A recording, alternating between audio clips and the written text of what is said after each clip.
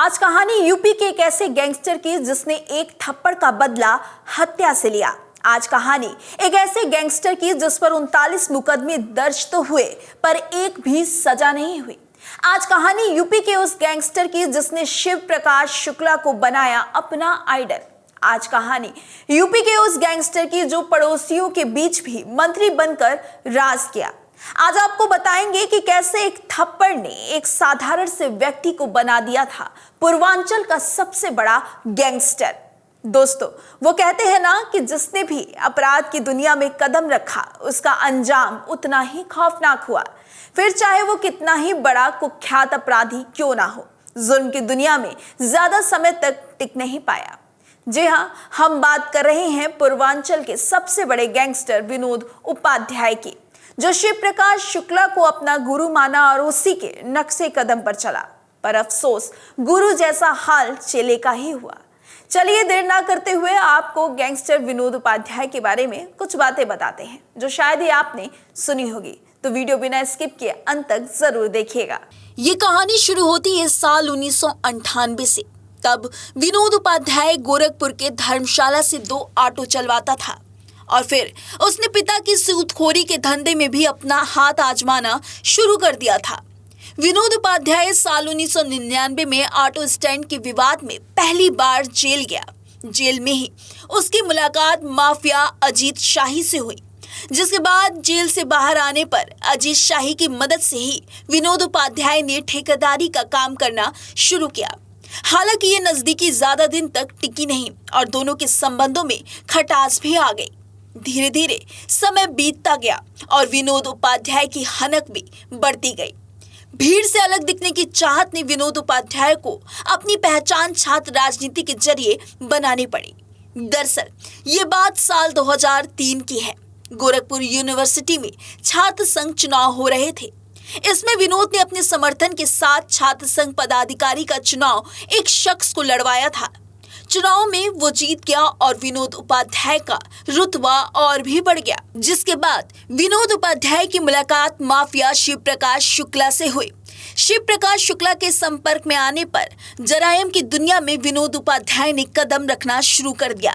देखा जाए तो उत्तर प्रदेश के गोरखपुर जिले के माफिया विनोद उपाध्याय और कानपुर के विकास दुबे के जरायम की दुनिया में धमक जमाने में काफी समानताएं हैं।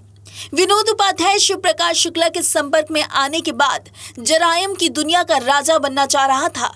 देखते देखते विनोद उपाध्याय बड़ी ही निडरता के साथ अपराध की दुनिया में अपनी चादर बिछानी भी शुरू कर दी थी। ऐसा कहा जाता है कि साल 2004 में किन्हीं विवादों के चलते विनोद उपाध्याय को जेल में जाना पड़ा था। जेल में ही रहने के दौरान अपराधी जीत नारायण मिश्रा ने विनोद उपाध्याय को थप्पड़ जड़ दिया था, जिसके बाद अगले साल जीत नारायण मिश्र जब जेल से बाहर आया तो मौका देखकर विनोद उपाध्याय ने साल 2005 में संत कबीर नगर बखीरा के पास उसकी हत्या कर दी, जिससे विनोद उपाध्याय सुर्खियों में आ गया। इसके बाद उसने एक के बाद एक कई हत्याओं और दूसरी वारदातों को अंजाम देता गया। बताया जाता है कि साल 2005 में संत कबीर नगर में डबल मर्डर के बाद पुलिस ने विनोद की घेराबंदी कर ली थी। एनकाउंटर भी हो सकता था, लेकिन पूर्व मंत्री ने पैरवी की और पुलिस घेराबंदी छोड़ लौट आई। साल 2007 में बसपा शासनकाल में विनोद उपाध्याय की हनक और भी ज्यादा बढ़ गई थी। उस समय जिला सहकारी बैंक के चेयरमैन के पद पर उसने एक पूर्व विधायक पक्ष के प्रत्याशी को हरवाकर अपने प्रत्याशी को चेयरमैन बनवाया था। इसके बाद विनोद उपाध्याय कभी पीछे मुड़कर नहीं देखा।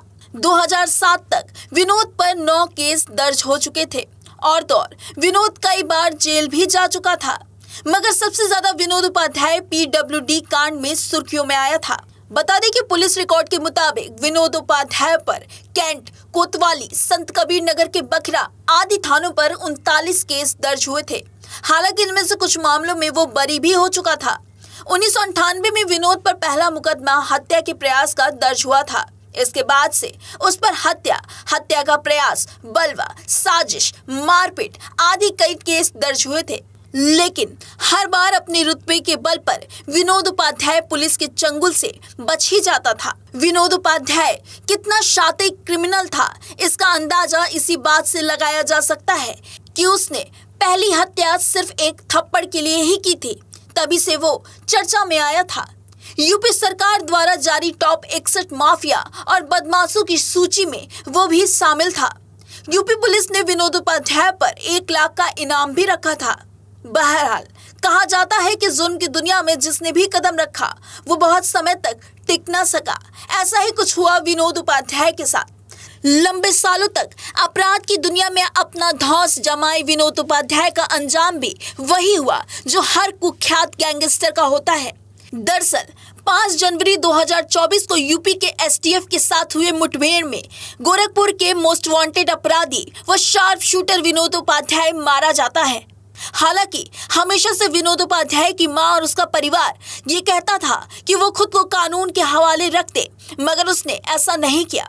और फिर क्या, यहाँ पर भी शिव प्रकाश शुक्ला की तरह बनने का सपना विनोद उपाध्याय का अधूरा ही रह गया। जो हाल गुरु का हुआ वही हाल विनोद उपाध्याय का भी हुआ। बता दें कि एसटीएफ मुख्यालय के डिप्टी एसपी दीपक कुमार सिंह की अगुवाई में टीम ने इस एनकाउंटर को अंजाम दिया था। फिलहाल आप विनोद उपाध्याय के बारे में कितना जानते हैं, आप हमें कमेंट कर जरूर बताइएगा। आप देख रहे थे यूथ नेशन। अपना ख्याल रखिएगा। बहुत बहुत धन्यवाद।